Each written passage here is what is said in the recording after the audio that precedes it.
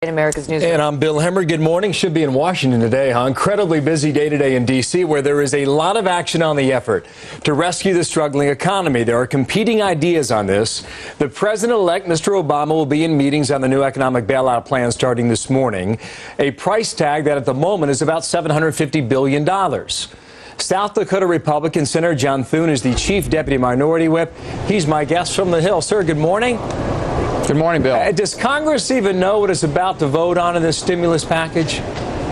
Not at all. We haven't seen it yet. We haven't seen anything in print, at least. And so at this point, all we hear about are some of the details that the press is reporting upon. But this, obviously, when you're talking about spending almost $1 trillion of taxpayer money, needs a lot more oversight, a lot more public hearings and input.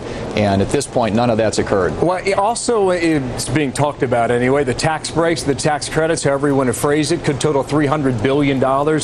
Is that enough to get your vote? Well, I think that Republicans will warm to the idea of tax relief as opposed to government spending. If this is a program that creates more government jobs and grows government in Washington, D.C., there isn't going to be much enthusiasm among Republicans.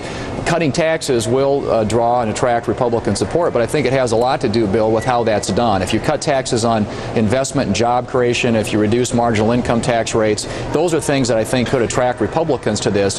But if the spending part of it is about creating more Washington jobs for bureaucrats and growing the size of government, I don't think you'll find a very favorable response among Republicans, and it'll probably take primarily Democrat votes in order to pass it. Well, but part of the whole idea about the tax breaks involved is to recruit more Republican votes. Now, you voted in favor of the bailout back in the fall, right? $700 billion for the banks. You know what you're going to hear from the other side. They're going to say, how can you justify a no vote here?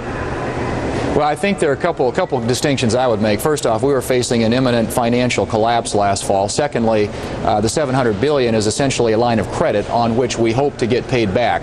This is a $850 trillion spending bill designed to stimulate the economy. But I think we have to be very careful and weigh it against the debt that we're passing on to future generations. And is this actually going to do the job and accomplish what it was intended to do? And that is create jobs. You make some great points there. The way to do that is to reduce taxes on small businesses and entrepreneurs. I understand your point. And now we talked about whether or not Congress knows what it's voting on. David Obey from the House side, Democrat from Wisconsin, says there aren't no friggin' numbers because dozens of issues haven't been resolved. Obama just got here yesterday and people want to answer the question haven't been asked yet. Boy, you look at the speed on this and you listen to analysts on both sides. They say you got to do it now or don't do it all. But this is lightning fast for what could be $1 trillion. Absolutely, and having not seen anything yet, we don't know how to react to it. Clearly there's got to be at least some public input, some, I think, discussion among Republicans, and hopefully some hearings.